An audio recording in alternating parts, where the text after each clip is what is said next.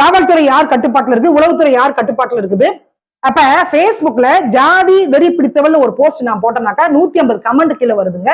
அவ்வளவு பேர் வந்து கிளீன் கிடைக்கிறாங்க. சமூக வலைத்தளங்கள்ல அந்த பையன் ஒரு போஸ்ட் போட்டுட்டான் பப்ளிக்கா, விரைவில் ஒரு சம்பவம், அதுவும் அருவாவை கையில வச்சுட்டு போட்டானா. உளவுத்துறை என்ன செய்து கொண்டிருந்தது, காவல்துறை என்ன செய்து கொண்டிருந்தது.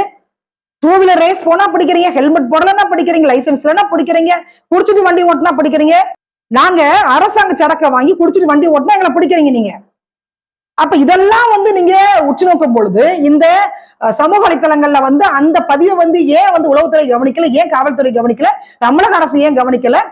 இப்ப இந்த கேள்வியா நமக்கு வரும்ல. அப்ப அதை கவனிச்சிருந்தாங்கன்னா, முதல்ல இதெல்லாம் வந்து பாத்துருந்தாங்கன்னா கண்டிப்பாக இந்த படுகொலை வந்து தவிர்த்திருக்க முடியும். அவனை கைது பண்ணி உள்ள தூக்கி போட்டுக்கலாம். எல்லா மாணவர்களும் எங்களை அப்பான்னு கூப்பிடுறாங்க.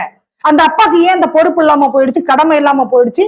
ஒரு கொலை நடக்க போகுதுன்றத பகிரங்கமாக அவன் வந்து சோசியல் மீடியால பதிவிட்டு இருக்கிறான்னா அதை தடுத்து நிறுத்தக்கூடிய கடமை, பொறுப்பு ஆளக்கூடிய, ஆண்டு கொண்டிருக்கக்கூடிய அரசுக்கு உண்டு.